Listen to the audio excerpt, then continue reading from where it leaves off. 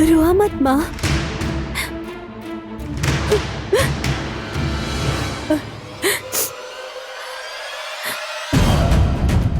सत्यनारायण के बारे में रवा के कुछ न पता, ऐसा रवा झूठ कहनी।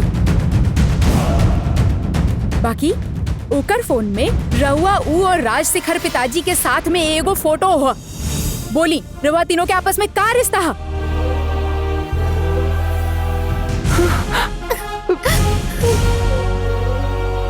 सच का बाऊ बताई, रवा के बानी?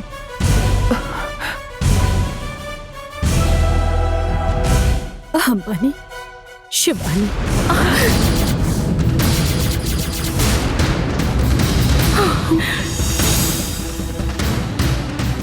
सत्यनारायण हमार भाई बा।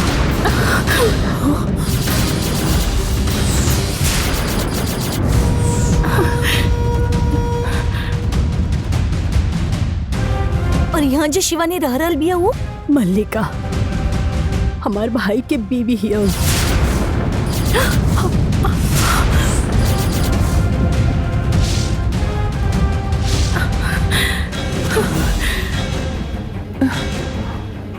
हमके तो विश्वास ही ना हो रहा।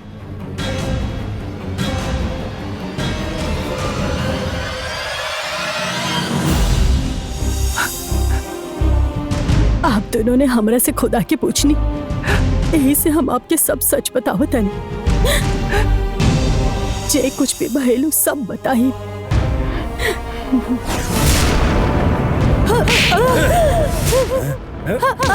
मामा तू तहर बीवी के हमर माँ के नाम से ई महल में ले गया आइल बाड़ा।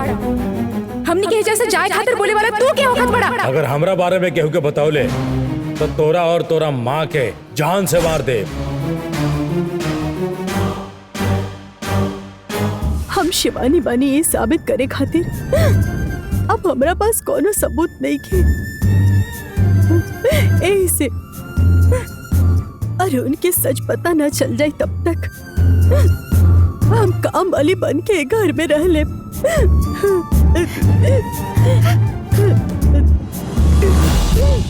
रउआ चिंता मत करी, रउआ शिवानी बड़ी ई साबित करे खातिर हम रउआ की मदद करब। वक्त आवे पर हमने उनकर के सब सच बता देब और रउआ ही पापा जी की पत्नी बड़ी ई बात के सब लोग जान जाइए। हम रउआ के साथ ही बानी। जब तक अरुण के हमनी ना बताता नहीं तब तक हमनी के रउआ के बारे में कुछ भी पता ना हा। ऐसा ही नहीं सबके हमनी के दिखाई के होगी, ना तो राउर भाई के हमनी पे शक हो जाए।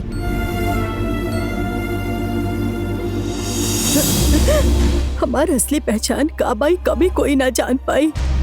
हम तो ये सोचत रहनी अब आप दोनों की सच्चाई पता चल गई बा तो हमरा खातिर तई है काफी बा। रवा मत रोई, शांत हो जाए। हमनी बानी ना रवा के साथ।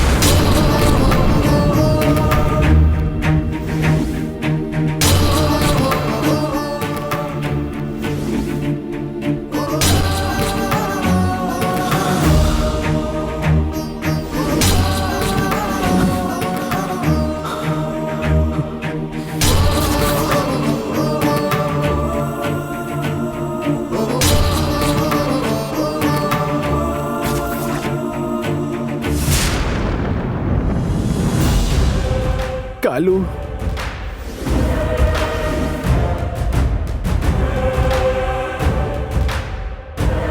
मायावी शक्ति के पास जोन विशेष काल चक्रवा ओके लेवे खातिर और मायावी शक्ति के खत्म करे खातिर हमने गल रानी, लेकिन उलझ जाए के बाद मायावी शक्ति हमरा के ही फंसैले रहे। ये बात मालूम चल गई रहे। हमने मुसीबत में रहनी फिर भी हमारे साथ रह के हमार जान बचा के हमके सही सलामत घर लेके आई ने। मायावी शक्ति हमने से बच के भाग गई बा। अब वो जहाँ कहीं भी हो अब ओकरा के ढूंढे के ही हुई।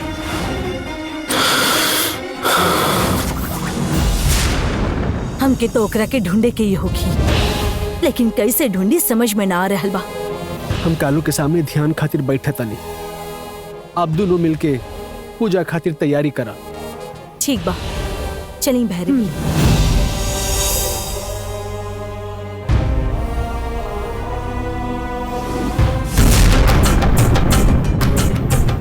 अरे सब कुछ सही चला था ना? हाँ साहब, सब सही चलता।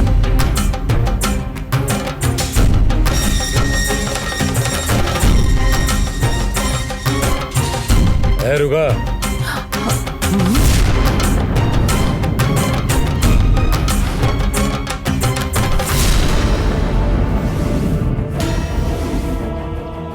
के बाड़ू तू और केकरा से मिलेगा बा?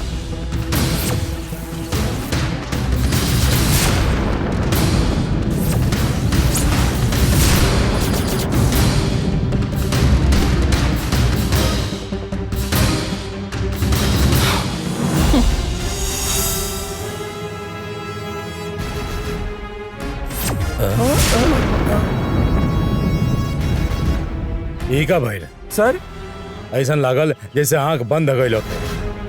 कहा भइल बा कुछ याद नहीं किया आवत। भूख लगले की वजह से ऐसा होखेला। हमरा के भी भूख लागल बा, हम खाना खाए जाता नहीं। रउआ भी खाना खा ली जाके।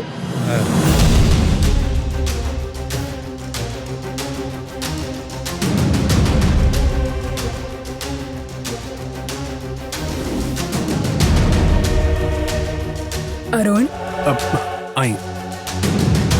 काल चक्र लाए खातिर गंगा तैयार हो गई ली ना? काल चक्र लाए खातिर वो तैयार हो जाए, यही से हम गंगा के हाथ से खाना खायल बंद कर देनी और ओके इग्नोर करतनी। लेकिन वो ये सब कुछ बर्दाश्त करता। काल चक्र लाए के वो एकदम न मानत बड़े। गंगा ऐसन काहे कर रही दिया? वो खुद आयल बड़ी, रवा खुद ही पूछ ली।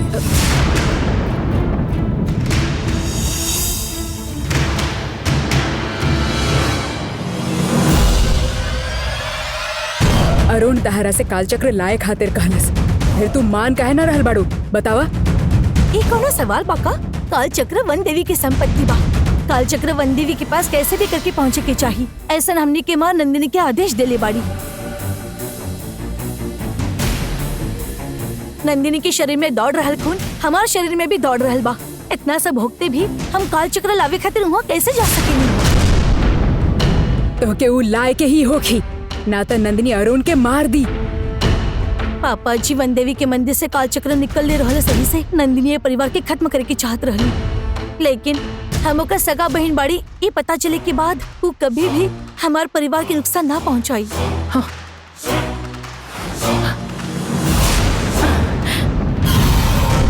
रउआ बेवजह इनकरा के भड़कावे के बजाय अपन काम करी। हमार काम है ई परिवार के रक्षा करन। राजशेखर के जानता हम बचा ना पाई। अरुण के तो हमके बचाए के ही होखी, तो के काल चक्र वजह से लेके आए के होखी। हम कबो ला कर ना दे। काहे ना लेके आईबू? हमसे भी ज्यादा तो के तोहर बहन जरूरी बा।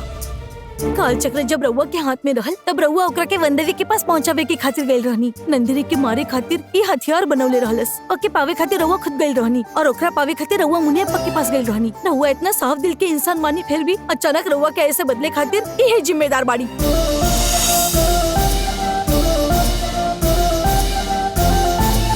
इनकर बात के सुन के पापा जी जे कुछ भी कैलस उसे वो आज जिंदा नहीं थी।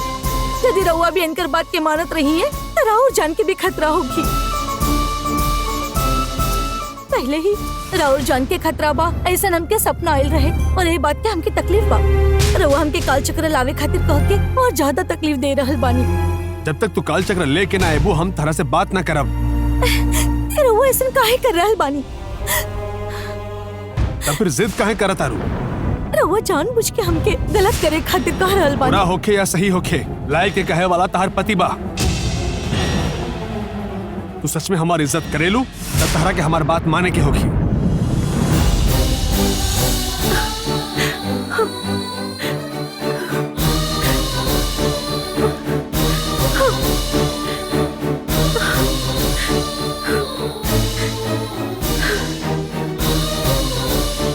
तहार और अरुण के रिश्ता ई बात के वजह से बिगाड़ा मत।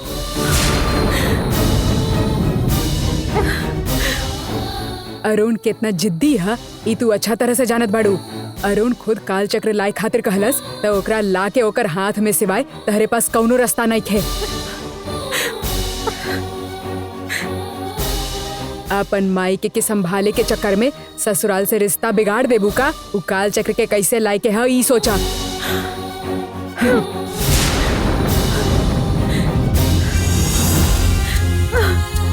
जब तक तू काल चक्र लेके ना आबू हम तरह से बात ना करब।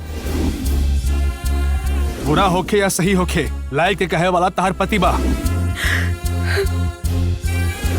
अपन माई के संभाले के चक्कर में ससुराल से रिश्ता बिगाड़ देबू का? तू काल चक्र के कैसे लायक है ई सोचा।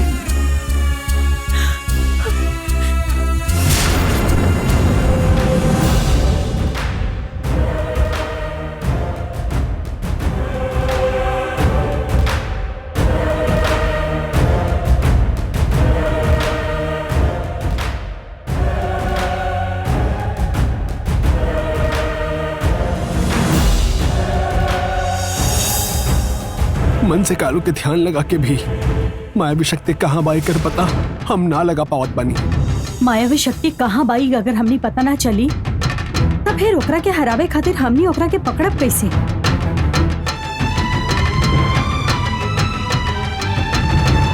पूर्णिमा पास आए वाला बा, उससे पहले मायावी शक्ति के पहले जो मयूर विकास काल चक्र बा वो हासिल करके नंदिनी के पार्वती के देहल वचन पूरा करे के होखी।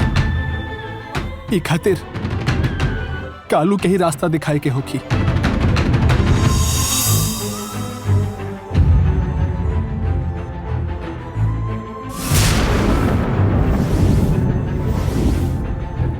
कालू, नंदिनी के देहल वचन पूरा करे खातिर कुछ तो रास्ता दिखावा।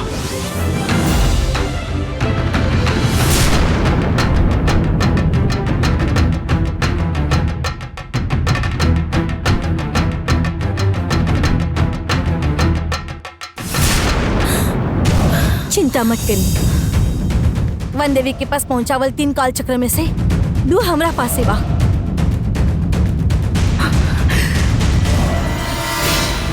वन देवी के फंसावे वाला के अच्छी सजा मिल चुकल बा।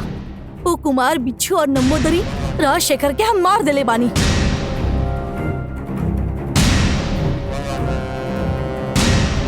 अब बाकी बा माधवी और राजशेखर के पूरा परिवार।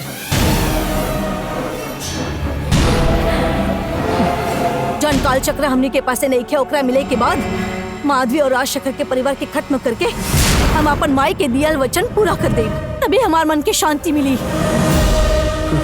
माधवी ही पार्वती के धोखा देहले बाड़े, संजीवनी बूटी से ओकरा के मार देले रहे। ये हमने के संगे अन्याय ही भइल हा। लेकिन राजशेखर के परिवार के मारन सही ना रहे। ओकर परिवार के कुछ मत करा। हमके वो महल की बिल में 20 साल तक बंदी बना के रख ले रहलस। राजशेखर के काल चक्र बहुत ही प्यारा रहल, वहां से ही सब कुछ शुरू भइल।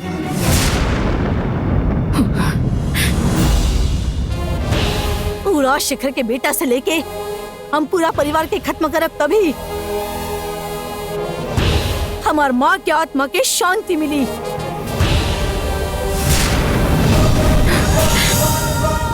ओ परिवार में तोहार एगो बहन भी रहेला, ई भूल गईलू तू? अगर तू अरुण के मार देलू तो ओकर का होई? गंगा पहले हमार बहन बिया, ओकरा बाद वो अरुण की बीवी बिया। यदि हम ओकरा के कहब त गंगा अपन पति के मार के हमरा पासे आई। गंगा पहले हमार बहन बिया, ओकरा बाद वो अरुण की बीवी बिया। यदि हम ओकरा के कहब त गंगा अपन पति के मार के हमरा पासे आई।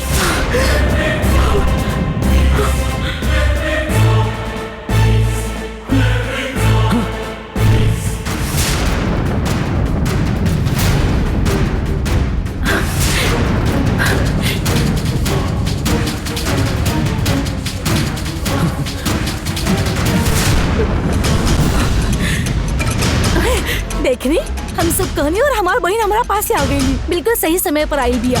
हमके पूरा विश्वास रहे।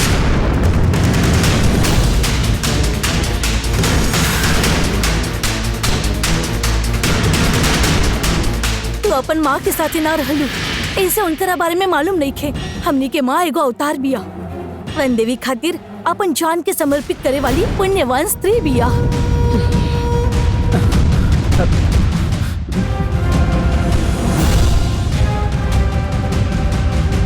ऐसा स्त्री के तड़पा तड़पा कर मारे वाला वो राजशेखर के परिवार में से हम एक के भी ना छोड़ब। हमने सबके खत्म कर देब गंगा।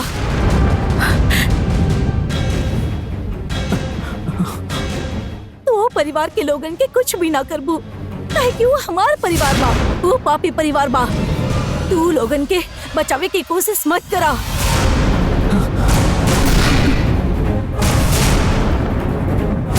बाबूजी गलती कैली रहलस ना, तू तो उनकरा के मार देले बाड़ू, फिर अब परिवार के मारे के जिद काहे कर रहल बाड़ू? काहे कि हम अपन माँ के वचन देले रहनी, हम हो तोरा के खत्म करे के वचन ले ले रहनी, लेकिन तू हमार सगा बहन बाड़ू, ई जाने के बाद हम अपन वचन तोड़ देले रहनी।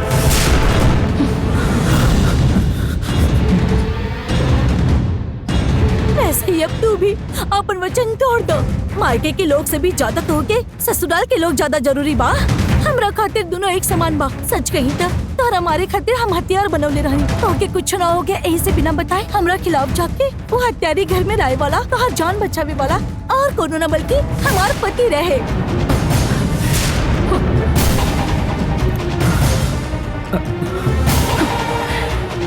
वो तोहरा पर जो एहसान कैले बा भूल गइल बाड़ू और उनकरा के मारे चाहत बाड़ू, ये सही बा का? तू का अपन पति के तरफदारी कर रहल बाड़ू? हम और तू जब एक दूसरे के खिलाफ रहनी, हमार मदद करे वाला तोहार पति, हमनी दोनों साथ में आईनी तो ओकरा के भी वैसे ही रहे के चाहत रहे ना। ओकरा के तो हमनी के रिश्ता पसंद नहीं के ऐसा नहीं वो कहले रहलस। एकर मतलब ये है बा कि वो बदल चुकल बा। वो हमनी के रिश्ता तोड़े के कोशिश कैले रहलस गंगा, यही से वो चाहे तोहार पति होके फिर भी हम ओकरा पर थोड़ा भी हमदर्दी ना दिखाई, ई बात की तू ध्यान में रखी हो ना। तो के हमरा खातिर उनकरा के छोड़े के ही होगी, तू उनकरा के कुछ ना करबो ऐसा हमके वचन दो। हमने के माँ की आत्मा की शांति मिले के चाहिए, ऐसे हमार बहन हमार मदद करे ऐसा हमके लागत रहे।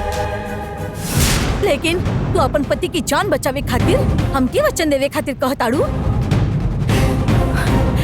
प्यार तोहरा के अंधा कर देले बा, लेकिन हम अपन फर्ज कब्बो ना भूलब। हम तोहर पति के मार के ही रहब।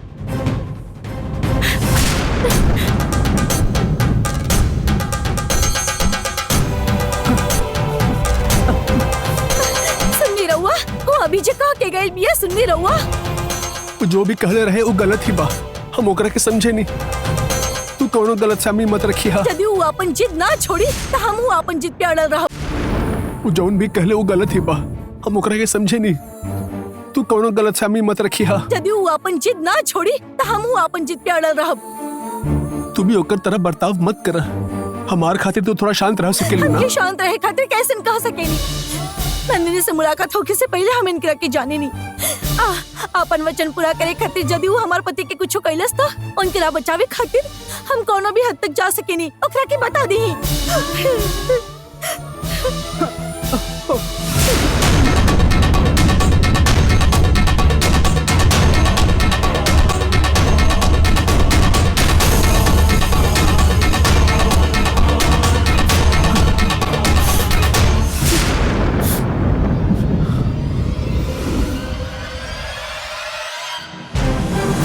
अब तक तोके पता चल गइल ना कि नंदिनी कैसन बिया। नंदिनी कुछ ना करी ऐसा हमके विश्वास रहे, लेकिन नंदिनी जैसा दिखेली वैसा नहीं खे। हमारी जिंदगी बर्बाद हो जाए तब भी चली, पर वो उनकरा के मारे चाहे। नंदिनी कार कोडक नागवंश में जन्म ले ले बिया। कार कोडक नागवंश में जन्मल हुआ लोग आपन वचन पूरा करके ही शांत बैठे ले।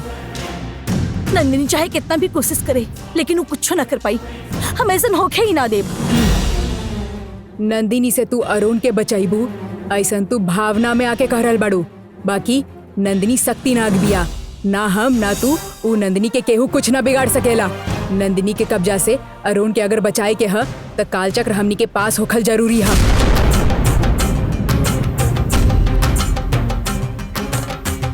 तू कालचक्र लेके आवा, कालचक्र ही अरुण के कवच बन के रक्षा करी।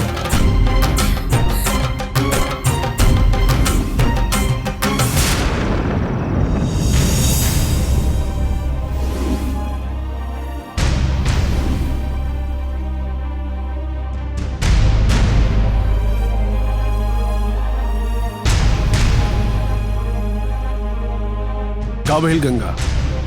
काल चक्र तू लेके आईबो ऐसा तू कहले रहलू, अब ना लेके आईबो एकर खातिर का बहाना देबू ई सोचत बाड़ू? रउआ ऐसा हम पर शक मत करी। रउआ और माधवी कहला से ही से हम काल चक्र लावे खातिर गए रहनी, लेकिन वहाँ सब लोग रहले यही से हम ना ला पैनी और वापस आ गई। काल चक्र ना लेनी तो राहुल जान के खतरा बा ई बतावे के बावजूद भी हम ना लेकर आईब का।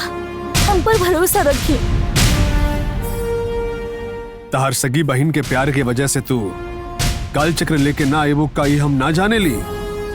जैसन कहले बने वैसा ने करा, फिर विश्वास रखब।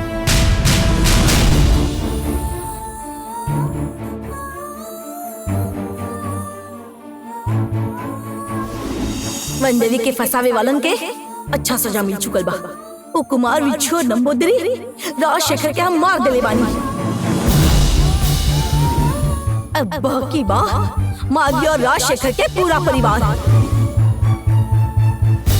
जे काल चक्र हमने के पास नहीं ओकरा मिले के बाद माधवी और राजशेखर के परिवार के खत्म करके हम अपन माँ के देहल वचन पूरा करब, तभी हमार मन की शांति मिली।